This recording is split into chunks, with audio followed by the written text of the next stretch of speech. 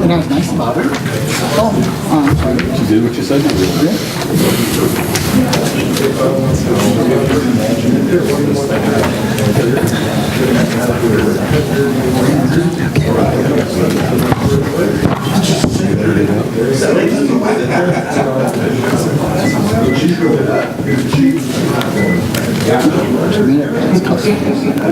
Now you got somebody going to traveling overseas.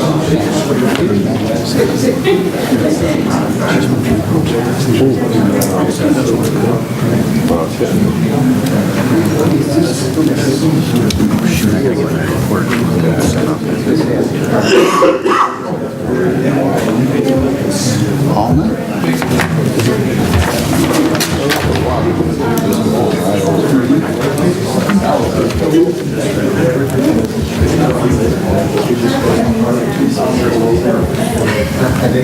And there was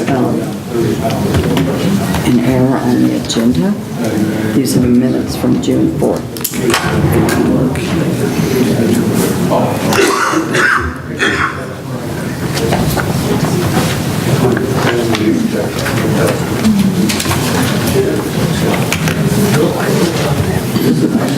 I did when I was preparing this. Thank you. And I think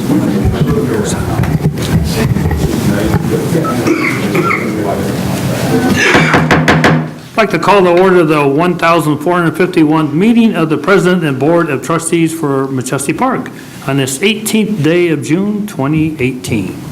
Please rise for invocation this evening given by Clerk Lori Mitchell, and please remain standing for the Pledge of Allegiance led by Trustee Aaron Wilson. Let us pray. Lord God, thank you for a community where we can serve and bring good things to happen for all our residents. We ask that you bless this meeting and all the conversation that occurs here in your precious name. Amen. Amen. I pledge allegiance to the flag of the United States of America and to the republic for which it stands, one nation, under God, indivisible, with liberty and justice for all.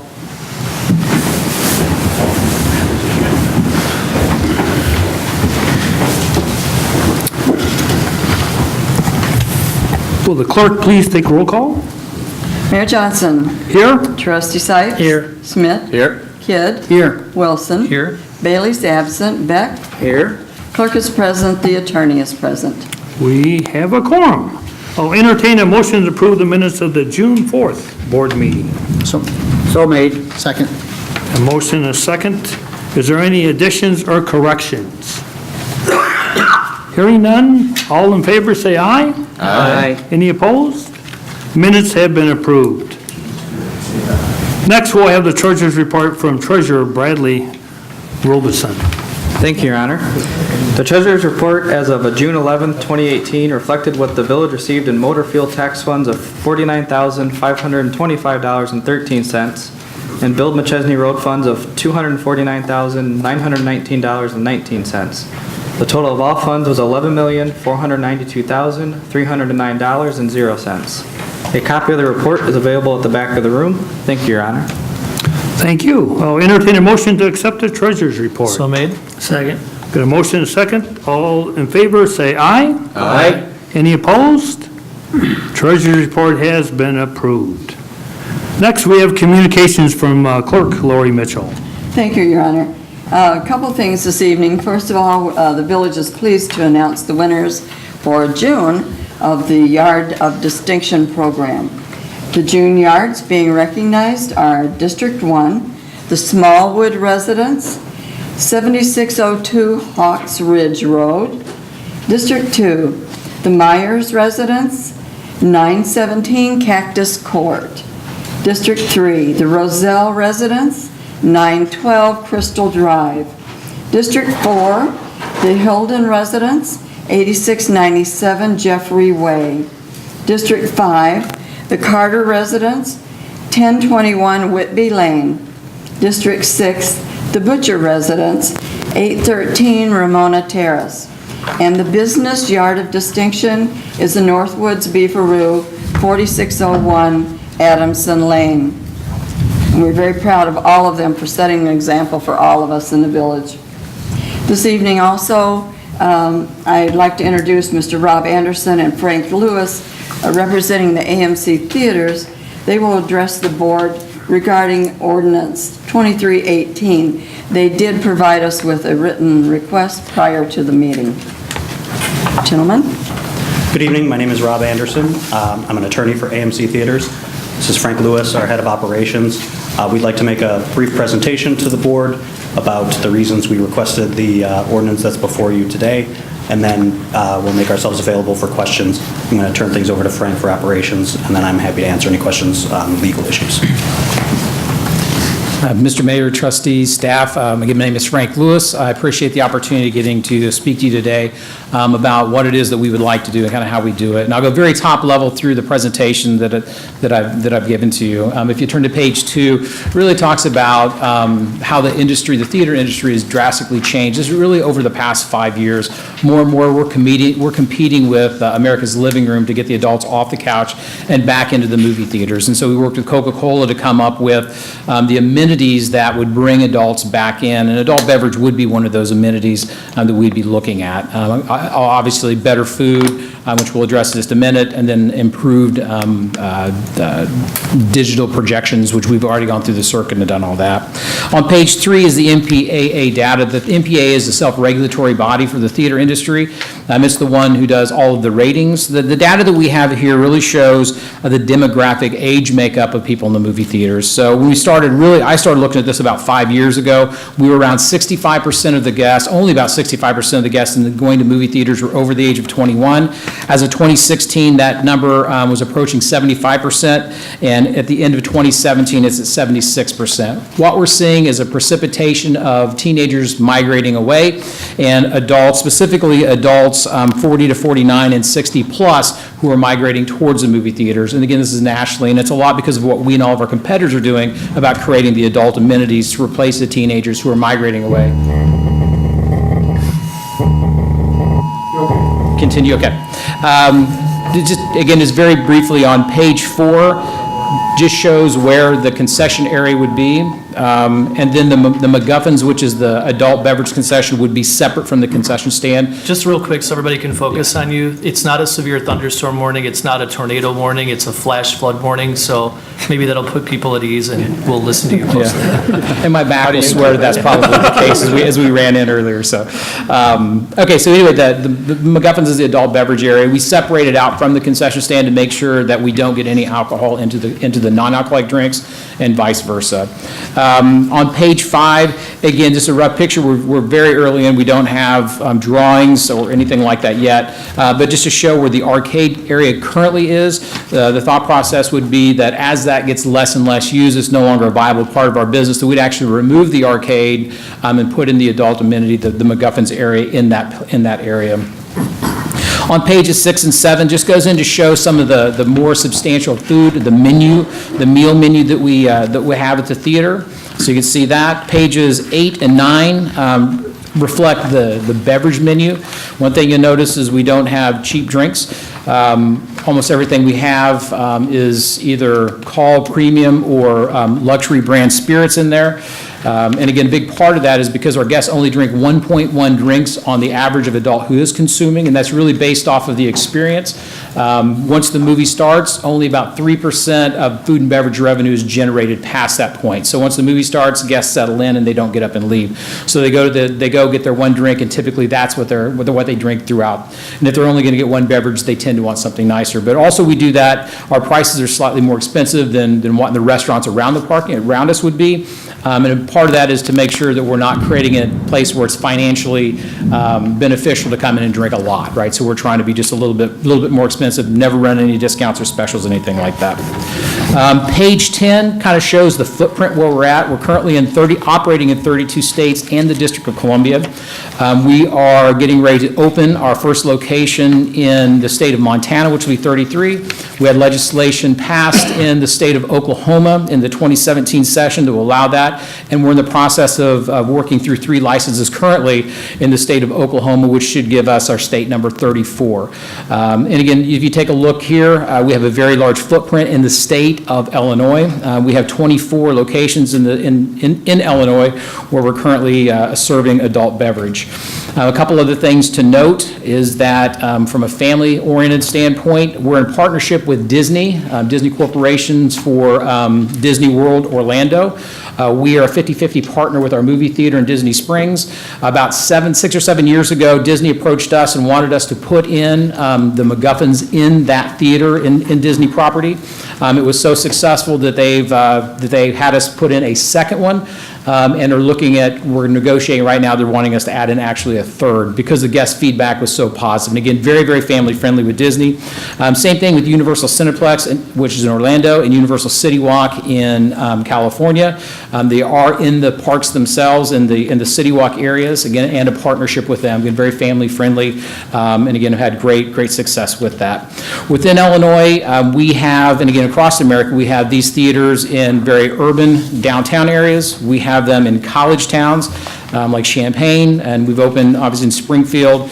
So we have a variety of, be it smaller towns, mid-sized towns, suburbia, and urban. And again, what we have found is the same thing. It's 1.1 drinks per adult, regardless of really where that location is, population density-wise and geographically from coast to coast as well. How we do this safe, again, is really based on the experience. The alcohol, people tend to consume alcohol very differently depending on the experience. If you're going to a nightclub or bar, people tend to consume a lot more alcohol because it's about being able to cut loose and be socially interactive and whatnot. So guests in those situations tend to drink a lot more. At the opera, people tend to have one glass of wine because really it's an amenity to the experience. And what we found with the theaters, with us and our competitors, is that's what the guests do. It's an amenity to the experience, not the experience. But some of the things that we do is ticketed guests only. We're not looking to have a bar. We're not looking for a gathering place. We don't want people hanging out and consuming, standing around this area. We want them to take their drink and take it to the auditorium and watch their movie. We require all bar staff and managers to take tips training. On top of that, we require every single person in the theater, everyone, to take an additional responsible service of alcohol course that we had a third-party company create, which is more stringent than tips. So for us, it collapses the mid-tier where it says beginning to show signs of intoxication. You're probably okay to serve that guest to keep watching them. For us, we're so dedicated to not have disruptive guests. If anyone's showing signs of intoxication at all, we won't serve those guests. We just collapse that. So we won't serve guests that they would serve in the restaurants in the parking lot. Again, we card absolutely everyone. We have a zero tolerance policy when we get that wrong. We will terminate the associate who made that sale regardless of the age of the guest. We have a third-party company called Confuro that does the mystery shops or compliance checks much like law enforcement does. We do those in every single one of the theaters where we serve adult beverage every single month. Nationally, law enforcement, what I've been told, is somewhere between 82 and 84% success rate, meaning that you have somewhere between 16 and 18% of the time we're failing those, the businesses are failing those stings or those compliance checks. With Confuro, our success rate is 97.4%, which the gold standard Confuro said was somewhere around 90%. And from a legal standpoint, we've been serving alcohol in movie theaters for 18 years. And our legal success rate with compliance checks is 99.99%, far better than any of the restaurants. And again, I've been in the bar and restaurant business for 30 years with AMC for 8, better than any company that I've worked with in the past. I've worked with national chains. We use standardized recipes to make sure that we are limiting the amount of alcohol that goes in. Our goal is to not get people intoxicated, so less on the menu, it's no more than 2 ounces of spirits in the drink, and less than 100 proof, meaning that not Wild Turkey 101, Bacardi 151, none of the high proof things that would get people intoxicated. We use jiggers to measure. We also have an inventory tracking system which will show us if people are overpouring the drinks, adding a little extra alcohol into the drinks. We actually have a daily inventory system that will show us that. We use distinctive cups, which you'll see on page 12. The ones on the left are the small soda cup. Overwhelmingly, our guests drink order the large soda cup, which is much bigger than this, but just to show the difference, this is the smallest soda cup. And again, this would be the 16-ounce cup like you would get the margarita or the beer in. Again, very different colors, cups, very different size and shape, very easy to be able to recognize those in the auditoriums we're around. And again, we have a zero tolerance policy also when it comes to minors consuming. If we believe a minor is consuming alcohol or is in the possession of alcohol within our theater, we'll call law enforcement. We videotape every transaction to McGuffin's area, and we will turn that over to law enforcement without subpoena, and we'll support prosecution in any way that we can in any situation where there's been a violation. And really, for us, that's going to kind of in a nutshell, policy procedure-wise, what we do. Again, our track record is absolutely amazing. We're operating. We will hit our 300th location here in July. We have an incredible track record. And again, we've not had a single one of these situations where cities have come back and have had issues with us. We're happy to turn over a list of every theater that we have that we're serving to do a background check to validate that what we're saying. So with that, I will end, and if there's any questions, I'd be happy to answer. Thank you, Mr. Lewis. Yes, sir. Thank you. Oh, sorry. Trustee Kidd. Mr. Lewis, I'm hoping with the alcohol sales, and I'm support of your business venture, will you be upgrading the seating and the material inside your movie theater? Because recently in social media, the Showplace 14 had some bad reviews, so I would like to see that be upgraded. Yeah, and that's a great question. So one of the things that that happens with that, because when we come in and do a reseat remodel, it's a significant financial investment. So in this theater, we'd be looking somewhere between a $6 and $10 million remodel project. Typically, for us to do that, we need landlord participation. For the landlord to be motivated to participate, to kick in that kind of funds, typically what has to happen is it's when lease is due, right? So whenever the lease is up. I don't believe that we're at a point where we're close enough into the lease where currently we would be talking about doing a reseat remodel at this time. I can tell you that we have gone back into the theaters where we have gone in and added these. About a third of the theaters we're remodeling right now are theaters where we're going back and retroing in. I think from a standpoint of where the theater is today, I think it would be attractive for us to come in and do that remodel, but again, it's really about the timing of the lease, so and I don't believe that it's up at this point. Thank you, sir. Welcome. After the drink is served, what sort of proactive measures are taken to ensure that no one under 21 isn't consuming alcohol? Yeah, and again, and that's a great question. Again, when they first put me in this role, that was one of my biggest concerns. One of the first locations we put in was one near my house where my teenage daughter goes. So there's two things on that. One is if we take a look at the environment where we are. In my casual dining days, if we caught a minor consuming alcohol, we would just pull that drink away from them and ask them not to drink. Again, we call law enforcement, so there's a big deterrence right there. The other thing is knowing that our guests only drink 1.1 drinks on the average. If we see somebody come and purchase an adult beverage, we don't tend to see them again. If we see them come back in a fairly short amount of time or come back multiple times, it definitely throws a red flag. In that situation, the bar staff have walkie-talkies where they radio a manager, and a manager will follow the guests into the auditorium to monitor it. We also do regular monitoring of the auditoriums. Currently, we do that today. So the silence is golden checks where we're going through and trying to make sure that no one's being disruptive. We'll go in and walk through the auditoriums to look at that. Part of the reason the staff wears black is because you as a guest is facing a highly reflective screen with a 6,000-watt light bulb projecting an image off of it. So your eyes are fixed and dilated to something bright, so everything around you looks dark. And so they're able to come in and out with their back to the screen, be able to see what's going on and not be disruptive to the guest. Thank you. Trustee Sipes? Thank you. So if a person came up to get a drink, can they order 3, 4, 5 drinks, or is it 1 drink per ID?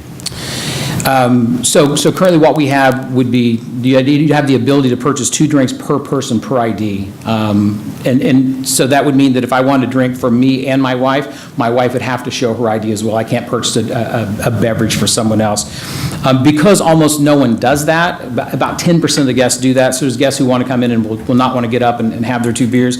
Again, it's also a red flag for us, meaning that I will ask the guests, if both of those are for them, and to let them know that it's likely that a manager is going to be circling through the auditorium just to double check. So specifically if it's two different types of drinks, if you order a beer and a glass of wine, that's really, really a red flag that you're likely going to pass that. Again, we'll warn the guests up front that we're going to do it, we're going to check it, then we go in the auditorium and we'll validate that. Typically what we find is that it's like me purchasing a beer and a wine and giving the wine to my wife, we didn't check her ID. Even in that situation, we'll pull the guests out of the auditorium and we'll eject them from the movie theater without a refund, because that's a violation of our policy, that everyone has to show their ID, and again, we would have warned the guest ahead of time. In a situation where we would go in and see that the guests were questionable, we would pull them out, we would check IDs, and again, if we saw that they were under the age of 21, we would call law enforcement to come in and determine if it's a minor consuming. Thank you. Trustee Beck? Thank you, Your Honor. Mr. Lewis, what do you say to the mother who has two young daughters and wants to have a wholesome place to take her daughter, and the guy sitting next to her's got a beer slopping in his hand? And what do you say to that? Well, what I would say is what we've found with Disney, and again, we're a partnership with Disney. We've not had a single situation anywhere in America where guests have come back in any of our 300 locations and have said, I'm really offended because I'm in this auditorium, there's somebody else consuming. The reason is because you have such a low percentage of guests who are consuming, and they're not consuming in high quantities. For the most part, it's even difficult to tell that anyone around you is consuming. If it's a situation where a guest simply doesn't want to be around alcohol, that's, again, fairly difficult in today's age. They wouldn't be able to really go out to have dinner at casual dining restaurant before or after, because they're going to see alcohol there as well. So for us, again, what we have found is it's still absolutely a wholesome family environment. Again, Disney Corporation, Universal Studios, what our guest feedback, we've seen an increase in guest satisfaction when we've done this. And we're not seeing guest complaints that it's a situation where they feel like now they're bringing their children into a bar, because we're absolutely not a bar. You have to think it's more like the opera, where people are having a glass of wine, not where people are downing several drinks and becoming intoxicated. Any other questions? Thank you. Thank you. Thank you very much. Thank you. Yep. That's all. I have. Okay, thank you so much. Next, we have the warrant. Trustee Joe Sipes. Thank you. I present the warrant in the amount of $166,810.80 and move for its authorization. Second. We have a motion and a second. Is there any discussion? Hearing none, will the clerk please take a roll call? Trustee Sipes. Aye. Smith. Aye. Kidd. Aye. Wilson. Aye. Beck. Aye. 5 ayes, no nays, and 1 absent. Bills have been approved. Next is on the agenda is administrative reports. It's my honor this evening to give the Village State of Community Address. I've been the mayor for over a year, and what a year it really has been. It started out with a bang, literally. The second night board meeting as mayor, we saw a terrible hailstorm that caused major damage to cars and homes in Machesney Park. In June, we had several windstorms in the northern part of the village, and it caused significant damages to trees and property. I spoke with the mayor of Loves Park, Mayor Jury, and he was able to help us with supply men and trucks to help remove the trees and rubbish from the roadway, and in the village of Roscoe also provided a chipper to help us chip the trees. I want to thank the village trustee and staff that were able to help with the cleanup. We met many residents that were very grateful for that help. We've had 15 new businesses open up in 2017, retailers/service providers. One is 24/7 Laundromat, Ultra Beauty, Complete Nutrition, Ed Jones, Lavish Nail Bar, Boast Mobile, Maximum Performance, restaurants are being in Pia Pit, Dunkin' Donuts, Happy Walk, Broster's Chicken, manufacturers are J.C. Milling and Company, Crandall Stats, Sensors and Secondary Solution, Jim Holder Self-Storage Buildings, and we partnered with the Rockford Area Realtor Young Professional Network Group to make a Mims Park that includes a wiffle ball and basketball court for the area, and picnic tables also.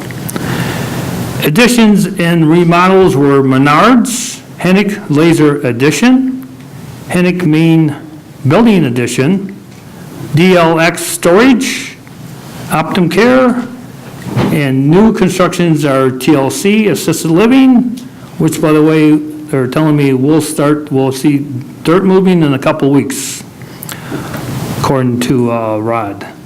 That means that there's 172,000 square foot of commercial construction activity in the Machesney Park in 2017.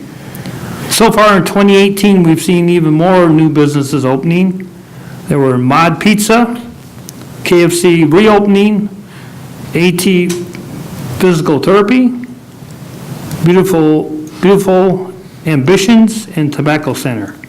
Businesses slated to open up in 2018 include Ross Dress for Less, Casey's General Store, Hobby Lobby, Heritage Credit Union, and our latest win is a 100,000 square foot building being constructed in Park 90 development. The village has been awarded the Designated Budget Presentation Award for the Government Finance Officer Association for the 2 consecutive years. The village will be submitting the fiscal year 2017 budget for consideration in July. With the transparency and clarity of our budget and sound auditing practices, I am confident that the village finance position is fairly and accurately presented.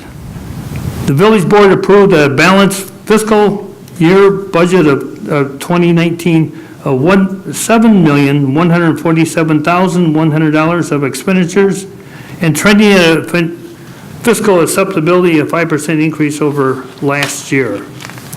Our core revenue streams remain strong in spite of the estimated $210,000 reduction in state shared revenue imposed upon the village this time last year. In response to the reductions, the village made mid-year adjustments to the expenditures and sales tax revenues increased slightly over previous year. A strong economy and desirability of Machesney Park as a retail destination in the region both contribute to the total general fund revenues of over $7 million. The result is a healthy, unassigned fund balance estimated to be over 70% at the end of the fiscal year 2019. The village had 1.25 miles of reconstruction and 4.03 miles of resurfacing of roads to help maintain and improve village infrastructure. The village will soon be installing wayfinding signs at various locations throughout the village. These signs will help to beautify the village, which also provide useful information to visitors and residents about various locations with directional arrows pointing out locations such as the Village Hall, the police station, shopping, etc.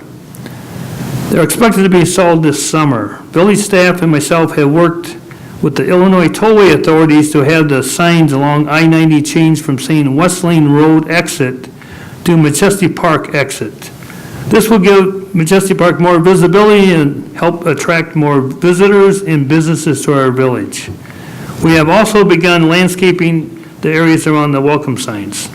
The village contracted with the city of Loves Park to do all of its building inspections. By partnering together, this helps both communities, thus allowing the village more flexibility and increase of its revenue stream.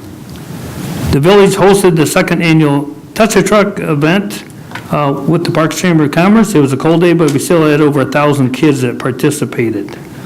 The village is hosting free movie night outs month of June, July, and August. Our first movie night out, we had roughly about 50 to 75 attendees. The North Park Fire provided the free popcorn, Meyer provided all the free water. Next movies will be on Wednesday, July 11th. It starts at 7:30, and it's, the movie is Moana, and the last movie this summer will be Wednesday, August 1st, and the movie will be Coco.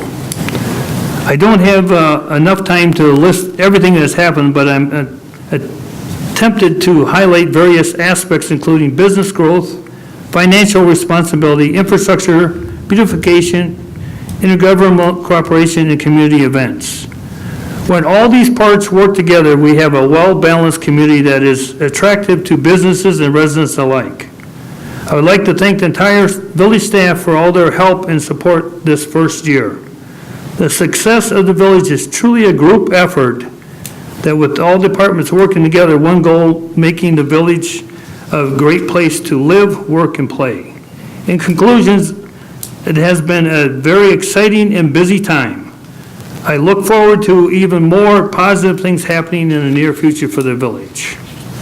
Continuing on with administrative reports, next would be Attorney Tom Green. I have no report, Your Honor. Thank you. Thank you.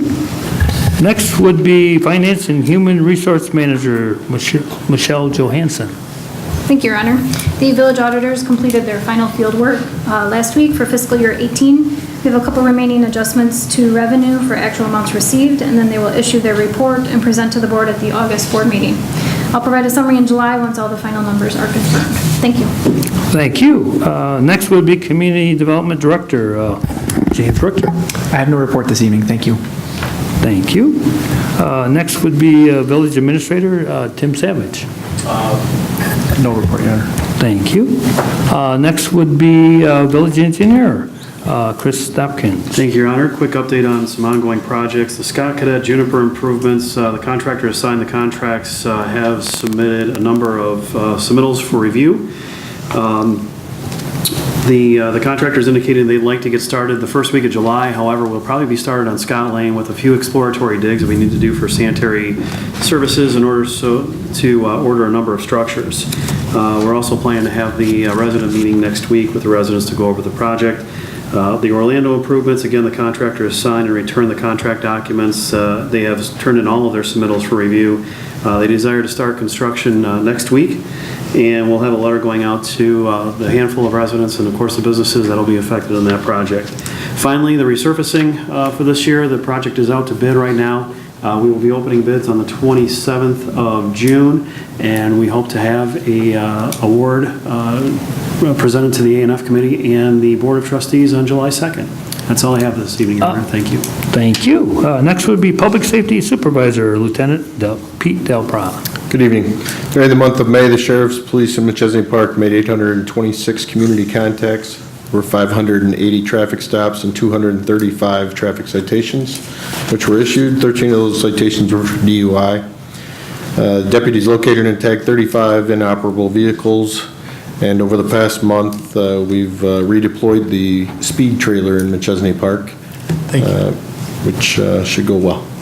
Thank you. Yep, appreciate that. Next would be Committee and Trustee reports. Does any trustee have a report this evening?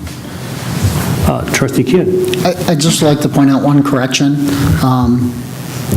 Our computer says approval of minutes from the board meeting of May 21st, 2018, and the village president said approval of board minutes from June 4th.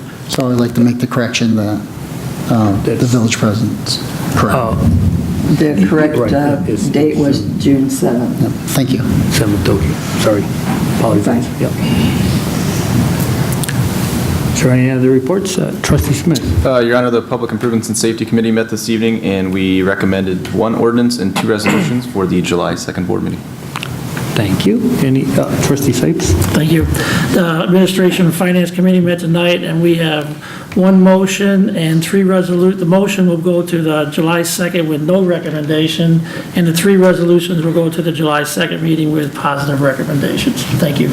Thank you. Trustee Wilson. Your Honor, I feel the board should give a moment of silence to John Elliott this evening. We'd be remiss if we didn't for his service as a trustee on this board and also as our designee to the Greater Rockford Airport Authority and the Board of Commissioners. Thank you.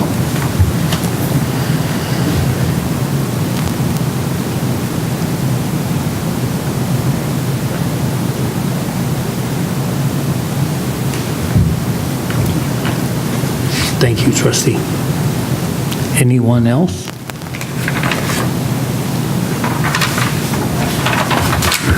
Hearing none, next would be consent agenda. Would the staff present all items considered on the consent agenda? We have item A, ordinance 2018, an ordinance amending Chapter 9 entitled Alcoholic Beverages, decreasing the number of Class A licenses and Class C licenses. Final reading. Item B, ordinance 2118, issuing a variance from Chapter 23 entitled Substantial Improvement Regulations for 9602 Shore Drive. First reading. Item C, ordinance 2218, issuance of a variance for an accessory building size and height at 11051 Ventura Boulevard, first reading. Item D, ordinance 2418, prevailing wage ordinance, first reading. Item E, resolution 23R18, final plat 2 approval for Nyquist subdivision. Item F, resolution 25R18, also approval of a final plat number 2, Queen Oaks extension. Item G, Resolution 31R18, authorizing the engineering services for road extension, Park 90 subdivision. Thank you, Your Honor. Thank you. Are there any items the trustee would like removed from the consent agenda to be considered separately? Hearing none, the consent agenda has been accepted as presented. I'll entertain a motion to approve the consent agenda. So made. Second. We have a motion and a second. Will the clerk please take roll call? Trustee Schmidt. Aye. Kidd. Aye. Wilson. Aye. Beck. Nay.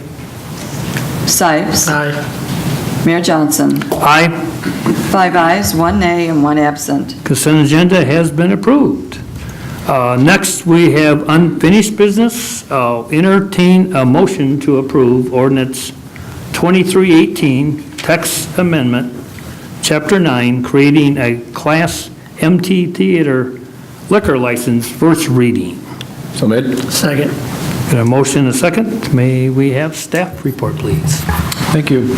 So before you, you have a paper copy of a revised ordinance that also includes amendments to Chapter 9.102 and Chapters 9.501, C3. The ordinance that was distributed in your packet excluded those two items. So we're looking for approval of the paper copy you have in front of you. Overall, Ordinance 2318 provides for the creation of a new license entitled MT, and it provides for the retail sale of alcoholic liquor on premises only at a bona fide cinema or movie theater venue.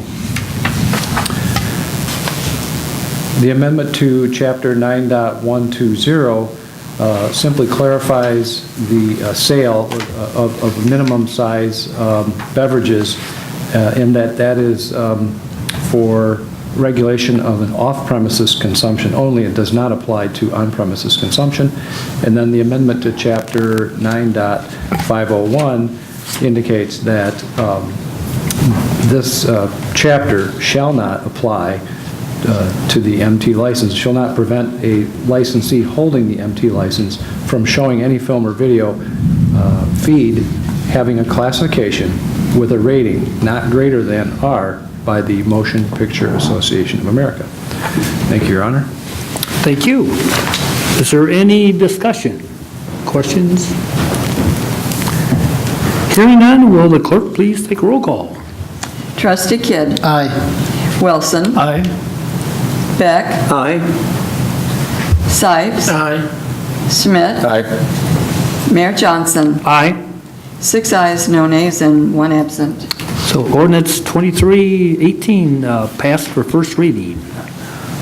Next, I'll entertain a motion to approve Resolution 28R18, advisory referendum regarding open burning. So made. Second. Got a motion and a second. We have staff report. Thank you. So at our last meeting considering this ordinance, it was indicated that there may be some confusion. The wording of the question may be too lengthy and confusing. So that has been shortened to, should the Village of Machesney Park allow open burning of yard waste within the village limits yes or no, pretty straightforward. And in order to clarify, what this advisory referendum is applying to, we've added a whereas. It's the last whereas in the resolution, which states that it is the intent of the village to to continue to allow recreational fires consistent with the current ordinance and only address the open burning of yard waste, which is allowed twice a year. So with that clarification, we're recommending approval of this advisory referendum resolution. Thank you. Thank you. Is there any questions, discussion? Hearing none, will the clerk, sorry. I just would like to thank staff. Thank you for your hard work in changing the word. Thank you for the wording. Will the clerk please take a roll call? Trustee Wilson? Aye. Beck? Aye. Sipes? Aye. Schmidt? Aye. Kidd? Aye. Mayor Johnson? Aye. 6 ayes, no nays, and 1 absent. Okay, Resolution 28R18 has passed. Next would be new business, having none. Next would be public comment. Is there anyone who would address the board for the good of the village? Seeing none, next would be adjournment. I'll entertain a motion to adjourn. So made. Second? Got a motion, a second. All in favor, say aye. Aye. Any opposed? Motion carried. We are adjourned.